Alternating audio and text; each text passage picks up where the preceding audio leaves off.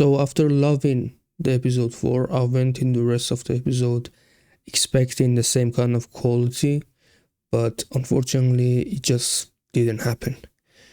If you watch my review of the first 4 episodes, then you know that I absolutely loved episode 4.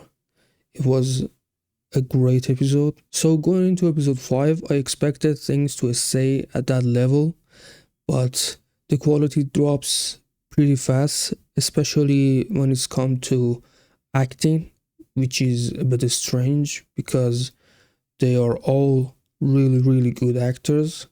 So I kind of think the problem comes down to the script. The script just had a lot of very weird choice of words in episode 5. The other thing that really stood out for me was how much the writers really like to play the word game. Let me explain. It's like one character says something just randomly, and then the other character gets an idea based off that exact word. If you watch the show, you will absolutely know what I'm talking about. They do it every 5 minutes. Every time they need an idea, they do this. Every time. And it's just start to feel very lazy and repetitive. It's quite annoying. It's just like they don't have any other way to get to the ideas. And on the science side, there are some holes, for sure. Nothing that insane, but enough to be annoying at times. But still, overall, I think they handled most of it pretty well, especially considering how science-based this season has become. As for the characters, the most badass character is definitely Mama Wheeler, which is a bit weird because most of the show she is a background character. She's not that important or anything. We don't hear much from her. But then this season, she goes crazy. She has 2 scenes that is pretty badass. And as for the other characters, they all pretty much get their time to shine. Some more than the others, but they all have things to do, which is good. Pretty good because there's quite a lot of characters, so they handle it pretty well.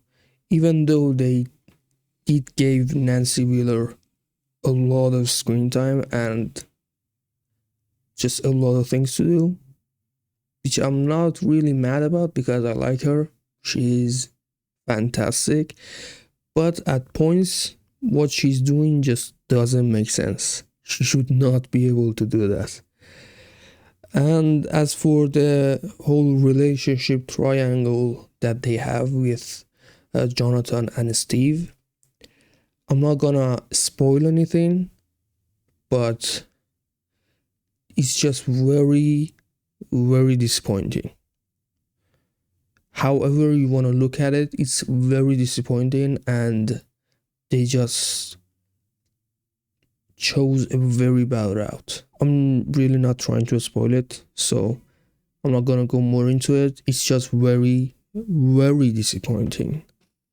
The writers really just, I don't know what they were thinking. We also finally get some answers. Not all of them completely make sense, but most of them work. So with that said, there are still a few things left unexplained. And just don't go in expecting everything to be perfectly wrapped up, because you just don't do that. The action sequences are really limited. There aren't many of them, and most of them are really short. And as for the big fight, it doesn't last long and it's very flawed. It is cool at times, but overall they just could have done a lot better. they should have done a lot better. One very easy fix would have been to use Will way more in that fight, and they just bench him and use him for like 5 seconds. They do have a few cool scenes in there, but again, I just expected more from them, unfortunately. I also mentioned this in my last video, but the similarities between Stranger Things and Last of Us are very noticeable. But on top of that, it really feels like they borrowed some ideas from Venom, from Marvel. The hive mind, the weakness to fire and sound, and also the way they get their powers. It's just all just like Venom. With all that being said, I do like that the show actually give us an ending.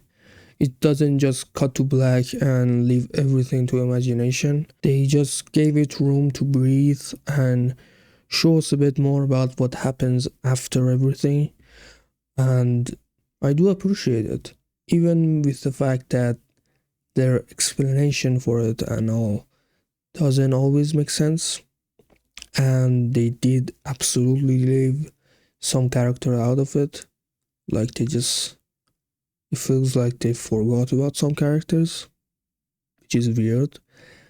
But I just appreciate it. I like the fact that they showed a little bit of what our characters are doing now.